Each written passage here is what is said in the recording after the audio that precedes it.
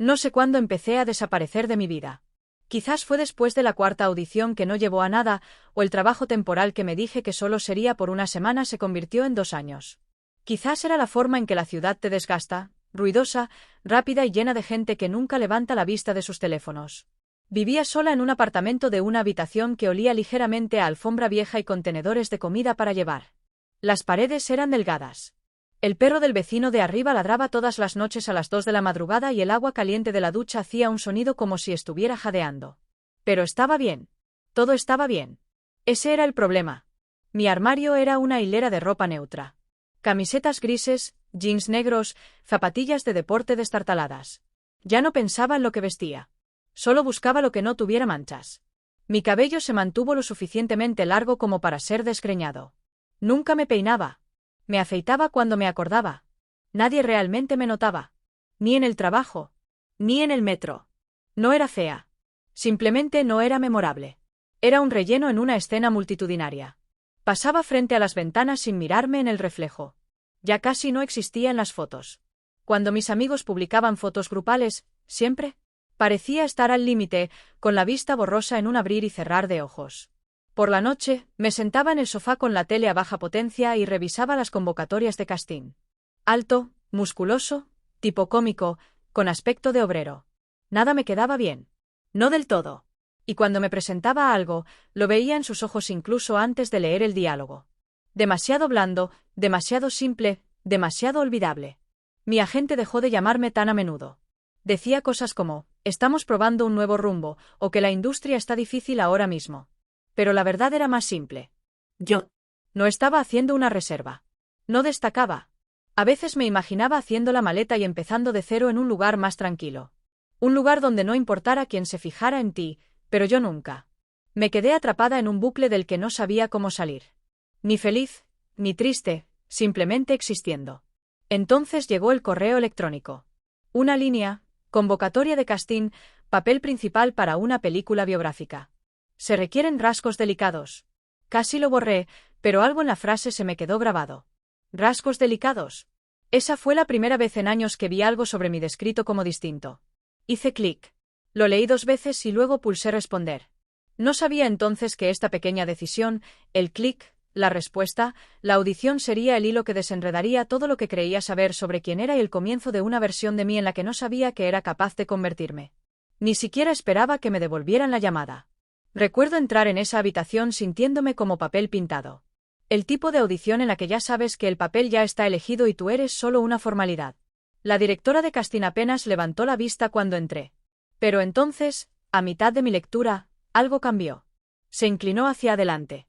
Ligeramente, luego miró al productor y le hizo un pequeño gesto con la cabeza. Fue entonces cuando supe que algo era diferente. Me llamaron para una segunda lectura, luego una tercera, luego una prueba de pantalla, y finalmente una tarde, estaba sentada frente al director en una oficina oscura e insonorizada. Era mayor, tranquilo, con ese tipo de confianza silenciosa que te hacía sentir que cualquier cosa que dijera a continuación iba a cambiar tu vida. Tenía un grueso archivo abierto frente a él. Currículums, foto de rostro, algunas notas resaltadas. «¿Tienes rasgos delicados?», dijo sin levantar la vista. No estaba segura de si eso era un cumplido o un código para demasiado suave. Siguió hablando. «Este papel es diferente. Interpretarías a una mujer, parte de una película biográfica que estamos filmando. Una historia sobre resiliencia, renacimiento, percepción, pero no es solo interpretación. Quiero que el público la crea. Eso significa que tú también tienes que creerle». Parpadeé. «¿Te refieres a como solo en cámara?». Me miró a los ojos. «O sea, 6 meses viviendo como su método, tanto público como privado». La palabra me cayó como una piedra en el estómago. No respondí de inmediato. Tenía la boca seca. Quería preguntarle si hablaba en serio. Pero podía sentirlo en la forma en que me miraba, como si estuviera probando algo. «No se trata de identidad», añadió como si leyera mis pensamientos. «Se trata de inmersión, disciplina profesional, como Daniel Day-Lewis. Vas con todo». Mi agente lo respaldó más tarde, su voz rápida y alegre por teléfono. «Este es el papel que te hace notar. 6 meses. Te mantienes en el personaje. Haces la preparación y cuando la película termina, te vas con la prensa y la credibilidad. Piensa en el rumor de los Oscar». No tuve tiempo de dudar. El alquiler vencía. Mi cuenta bancaria tenía 2 dígitos. Y la idea de que alguien viera algo en mí, incluso algo inusual, se sentía como oxígeno después de años bajo el agua. Dije que sí. Me dije a mí mismo que era solo actuación, solo un papel temporal. Esa noche, me miré al espejo e intenté imaginarla. No pude, pero sabía que tendría que hacerlo. Mi tía Marianne siempre tuvo un don para lo teatral. Vivía en una casa victoriana reformada en Pasadena, con ventanas arqueadas, lámparas antiguas que vibraban suavemente al encenderse y un aire que siempre olía a lavanda y madera vieja. El tipo de casa donde nada moderno se sentía bien recibido. Su escalera crujía al propósito. Su salón tenía un gramófono y cada pared tenía retratos de mujeres con vestidos largos y vaporosos. La visité porque era mi única pariente en Los Ángeles y porque mi agente dijo que podría ayudar con la autenticidad de la época. Marianne no trabajaba en cine, pero era conocida por su colección de rara alta costura vintage. Había estado en las carteleras de museos. Su nombre ocasionalmente sonaba en documentales de moda. Creo que una parte de ella disfrutó la idea de que interpretara a una mujer. Me recibió en la puerta con un beso en cada mejilla y una larga mirada de estudio. Todavía demasiado impulsiva, dijo secamente. Pero estás progresando. Me condujo a una habitación trasera, pasando por estantes llenos de bolsas de ropa y cajas de sombreros selladas. En el centro había una vitrina de cristal iluminada suavemente desde adentro como una reliquia en un museo. Y dentro de esa vitrina estaba el vestido más impresionante que jamás había visto. Seda marfil, corpiño ajustado, escote alto, delicado bordado tan fino que parecía haber sido pintado a mano. La manga brillaba tenuemente a la luz. No necesitaba que me dijera cuánto valía. Podía sentirlo. Esto, dijo, apoyando la mano en el cristal, era hecho en París en 1964. Lo usé una vez en una gala de la ópera francesa.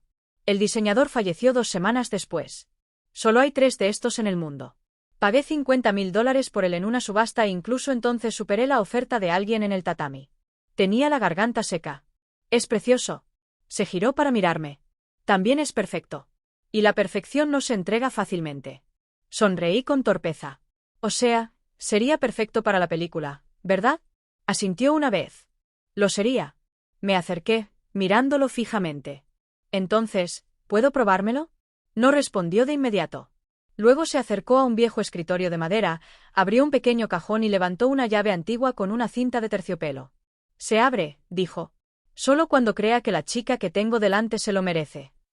Me reí a medias, pensando que estaba siendo poética. Pero no sonreía. El vestido es una prueba, dijo simplemente. Lo usarás cuando estés lista, no antes. ¿Lista? ¿Cómo? Pregunté. Su voz se suavizó, pero había una firmeza en ella. Cuando dejas de actuar, cuando empiezas a escuchar, cuando tu cuerpo, tu andar, tu respiración y tu silencio le pertenecen a ella, no a él. Volví a mirar el vestido. No era solo hermoso. Fue un espejo. Era presión. Me dije que no importaba. Me dije que el vestido era solo un accesorio. Me dije que no lo necesitaba. Pero esa noche, soñé con él de todos modos. La vitrina brillando, la llave fría en mi mano, la tela tocando una piel que ni siquiera había aceptado como mía. Y de alguna manera, la cerradura no se abría. Empezó con la navaja, no por simbolismo, no por drama, solo por necesidad. El papel requería primeros planos. Clavículas, hombros, la curva de un cuello bajo una luz tenue. La piel sin vello se leía mejor en cámara. Eso fue lo que dijo el director durante la preparación. Marianne estuvo de acuerdo. La cámara lo ve todo, me recordó, entregándome una maquinilla de afeitar nueva y un frasco de loción con aroma a almendras.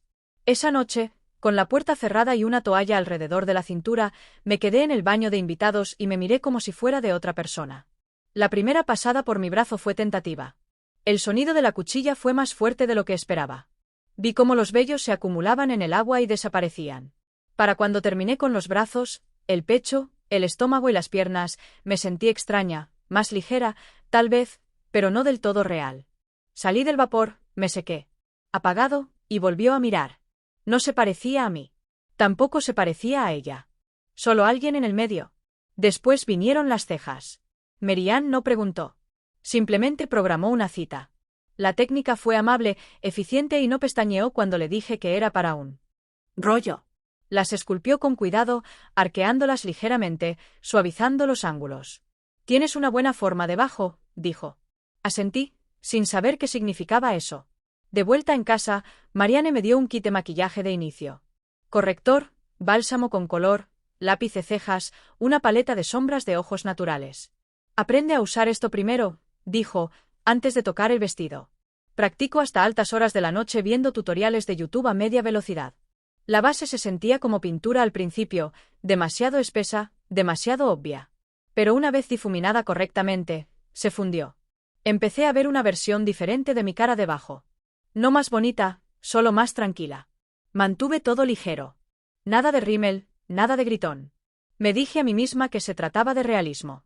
Preparación para la cámara, eso es todo. Pero no me detuve. Los tacones eran más duros. El primer par de modestos zapatos de tacón color piel me hicieron tropezar como un ciervo recién nacido. Tenía los pies acalambrados, los dedos se rebelaron. Caminé de un lado a otro la alfombra hasta que el dolor se convirtió en algo más sordo, algo tolerable. La postura vino después, hombros hacia atrás, caderas relajadas, pasos pequeños y silenciosos. Veías vídeos, practicabas cada noche, me grababas caminando por el pasillo con un libro equilibrado sobre mi cabeza, reías, maldecías, lo intentabas de nuevo. El entrenamiento de voz comenzó durante la segunda semana. Suavizar el tono, levantar el tono, menos pecho, más cabeza. No se trataba de sonar femenina, todavía no.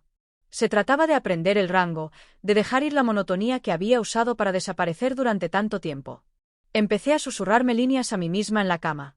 Para la tercera semana me di cuenta de que no había usado mis viejas camisetas en días. Todavía estaban en el cajón de abajo, dobladas e intactas.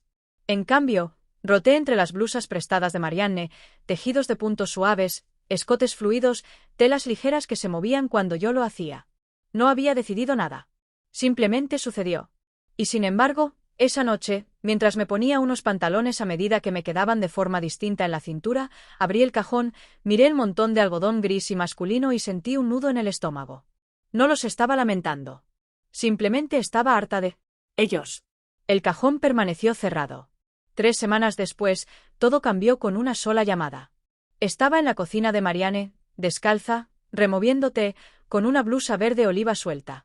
Me había dejado algo que se pegaba donde no debía, pero yo ya no me daba cuenta. Mis uñas seguían pintadas de la semana anterior. Un nudo arena pálido, dijo, le sentaba bien a mi tono de piel. Sonó el teléfono. Cogí sin pensar. Era el director. Su tono era ligero, desenfadado, demasiado desenfadado. Oye, solo quería saber qué tal. Oye, estamos empezando a despertar el interés de la prensa. Unas cuantas filtraciones sobre el papel. Eso es bueno. Significa que la gente está mirando. Asentí, sin saber qué esperaba que dijera. Continuó, solo quiero ser claro de ahora en adelante. Estamos oficialmente en territorio de método. Presentación completa, coherencia pública, sin excepciones. Dudé. ¿Te refieres a en público? Hizo una pausa. Eso dice el contrato, ¿verdad? Firmaste la inmersión total. Así es como protegemos la historia. ¿Y tú? Su voz se volvió un poco más fría. Si los paparazzi te pillan vestido de otra manera, perdemos credibilidad. Pierdes impulso. Este papel no funciona. A menos que te comprometas por completo. Mi agente repitió el mismo mensaje más tarde esa noche. Cariño, voy a ser franca contigo, dijo por el altavoz, con el sonido del tráfico de fondo. Nunca has tenido un calor como este antes. Están dando vueltas en blogs de premios, productores, gente de casting. Todos están esperando a ver si logras esto. Me senté en el sofá, con los hombros encorvados, con leggings y una sudadera prestada, el cabello atado debajo de una gorra de peluca. Rompes el personaje ahora, continuó. Y serás el actor que casi hizo algo valiente. Esa reputación se pega. Créeme, quería discutir. Di que lo estaba intentando, que estaba cansada, pero la verdad era que no se equivocaba. No tenía nada más preparado. Y el estipendio, lo único que me mantenía a flote, ahora estaba atado a mi imagen pública. En el momento en que me presenté como mi antiguo yo, el dinero se detuvo, lo que significó no más lecciones de voz, no más electrólisis, no más entrenamiento de maquillaje, no más alquiler. Estaba encerrado, no con cadenas, sino con plazos, con expectativas, con contratos que había firmado sonriendo y fingiendo valentía. Mary no dijo mucho cuando se lo conté. Simplemente, asentí y saqué una peluca diferente. Esta más oscura, más lisa, con raya al medio. Si esto es público ahora, dijo. Tienes que verte bien a la luz del día. Nos pasamos la tarde peinándola. Luego se paró detrás de mí, frente al espejo, con las manos apoyadas ligeramente sobre mis hombros. «Ya no te escondes», dijo. «Te estás transformando». No respondí. Me quedé mirando el reflejo. Se veía bien, pero no lo sentía como mío. Todavía no. Sucedió como la mayoría de los cambios reales. No con una decisión drástica, sino con una inconveniencia discreta. El contrato de arrendamiento de mi apartamento terminó inesperadamente. El propietario decidió reformarlo, alegando daños por agua y problemas en los cimientos. Tenía 3 semanas para desocuparlo, sin renovación, sin margen de maniobra, y con el rodaje retrasado y la beca solo para lo básico, no podía permitirme un alquiler a corto plazo. Marian se ofreció sin dudarlo. «Quédate aquí», dijo, señalando la habitación de invitados del piso de arriba. «De todas formas, ya estás aquí casi todos los días». Tenía sentido. Vivía cerca del estudio de ensayo. Su casa era tranquila, cálida y extrañamente reconfortante en su ritmo anticuado. Me dije a mí misma que era temporal, solo. Hasta que la producción se reanudó. Empaqué mis cosas y me mudé el fin de semana. A la mañana siguiente, me di cuenta de que mi maleta no estaba donde la había dejado. La encontré en la lavandería, abierta.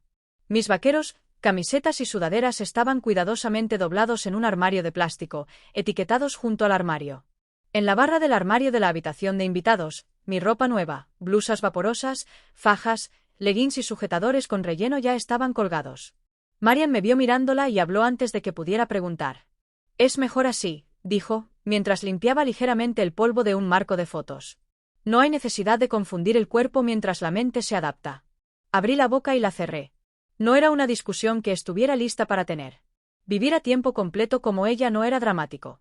Simplemente era más sencillo. Mis mañanas comenzaban con corrector hidratante y cepillando la peluca. Mi voz se deslizó a un registro más suave sin pensar. Preparé el desayuno con ropa de estar en casa en tonos pastel. Piernas desnudas suaves contra los azulejos de la cocina. Dejé de esconderme. 1 o 2 veces, casi cogí una camiseta. Unos boxers, pero ya no estaban, perfectamente embalados y guardados en el ático de Marianne. Podría haberlos pedido. Podría haberme ido. Indagando. No lo hice. No porque no pudiera, sino porque no quería ver quién era yo así doblada. Todas las noches, pasaba frente a la vitrina. El vestido seguía intacto, con la llave colgando de la cinta de terciopelo, silencioso y atento.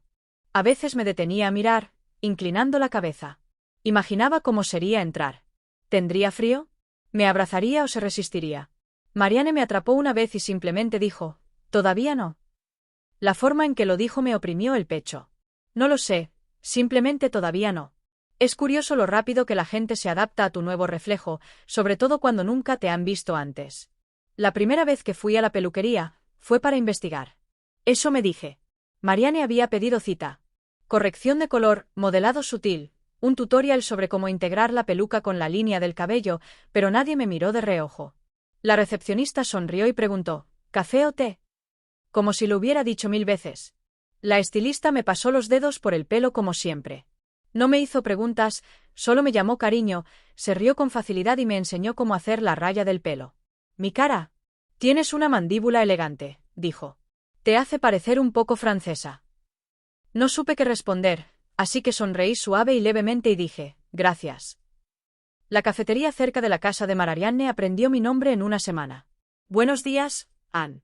El latte de avena, ¿verdad? Lo escribieron en la taza, Elena, un nombre que había usado para el papeleo de la película. Y ese nombre se quedó. Nadie pestañeó. Nadie preguntó. La camarera elogió mis pendientes una mañana. Ni siquiera me había dado cuenta de que los llevaba. Marianne los había dejado en el tocador y combinaban con la blusa que llevaba. Me encantan los aros, dijo. ¿Te quedan bien? Murmuré gracias y tomé la bebida rápidamente, con el corazón latiendo con fuerza. Los hombres, en cambio, habían empezado a interrumpirme a media frase, en el set, en las reuniones, en el supermercado. No siempre era agresivo. Simplemente estaba ahí, un murmullo de desdén. Estaba explicando algo y de repente me encontraba hablando por encima de alguien más alto y más alto. Nadie me interrumpía cuando era invisible. Ahora, estaba lo suficientemente presente como para que me despidieran. Las mujeres, sin embargo, se fijaban en los detalles. En la boutique a la que Marian me llevó. Una sonrió mientras la sostenía. Me subí un cardigan rosa suave. Prueba una talla menos, dijo. Confía en mí. En otra ocasión, en el baño de un local de ensayo, una mujer me entregó un pañuelo de papel con discreción cuando me corrí el brillo de labios. Sin palabras, solo amabilidad. Una hermandad que nunca había experimentado al otro lado del espejo. Volver atrás significaría desenredarlo todo. Decirle a la camarera que se había equivocado de nombre, explicarle a la estilista que había estado fingiendo, sacar ropa cuadrada que ya no me sentaba bien, deshacer la suavidad que me había costado aprender. No era imposible, pero sería agotador y humillante de una manera que no podía identificar. Ya no me obligaban, ni contratos, ni agentes, ni dinero. Ahora era social. La gente a mi alrededor ya había decidido quién era yo. Corregirlos requeriría interrumpir. Y estaba cansada de interrumpir. Continuar, simplemente continuar, era más fácil, más tranquilo, más seguro, y tal vez, solo tal vez, empezaba a sentirse como la verdad. Recibí la llamada un jueves por la tarde. Acababa de regresar de una prueba, nada importante, solo una blusa de inspiración vintage, Mary, e insistió en que la usara para un próximo avance de prensa. Ella dijo que el color me suavizaba la mandíbula. Ahora la creía. Me quité los tacones en la puerta, me quité la peluca con la facilidad de la práctica y me estaba quitando el maquillaje del día cuando vibró el teléfono. Era la asistente de dirección. Hola, dijo en voz baja. Quería avisarte antes de que se estrene. La financiación se estancó. La película se retrasa indefinidamente. Parpadeé. ¿Cuánto tiempo se retrasa? Dudó. Dicen que 6 meses. Quizás más. El silencio después de la llamada fue denso. Por un momento, pensé que me sentiría aliviada. Había estado viviendo en este espacio intermedio durante meses, afeitándome, remodelándome, practicando cada respiración y paso, esperando mi momento. Y ahora, ningún momento, ninguna escena, ningún guión, ningún vestido, solo yo. Pero en lugar de alivio, sentí una opresión en el pecho. Me dolía la garganta con algo que no podía contener. No me salieron lágrimas, pero sentí la presión detrás de los ojos. Porque si esto ya no era para un papel, ¿para qué servía? A la mañana siguiente, el director en persona me llamó. Sé que es frustrante, dijo por voz. Demasiado tranquilo, pero no dejes que te desanime. Me senté frente al tocador, ya a mitad de mi rutina. Brocha para polvos en una mano, peluca colocada cuidadosamente en su soporte.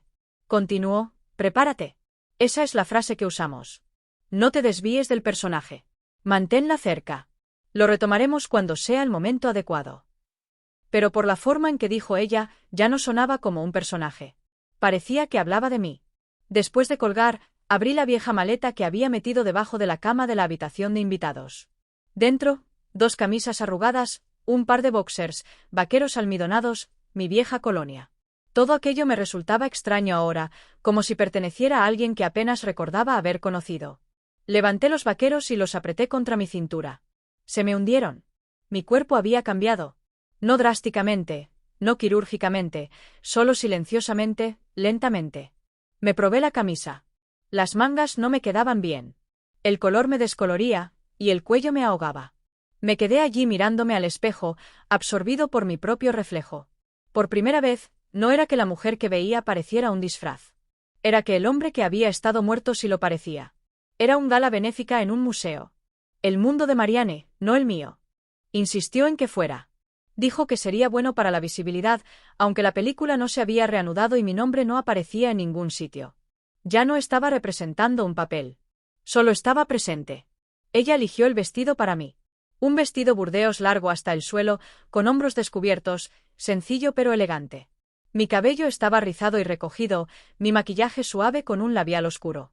Añadió un collar de perlas en el último minuto, sujetándolo detrás de mí como si fuera un ritual. «Estás preciosa», dijo. Ya no me inmutaba cuando decía cosas así. Solo respiraba y asentía. El evento se empañó con el vino, las risas educadas, los desconocidos que preguntaban a qué galería apoyaba. Sonreí. Hablé con suavidad. Floté. Nadie preguntó si realmente era una mujer.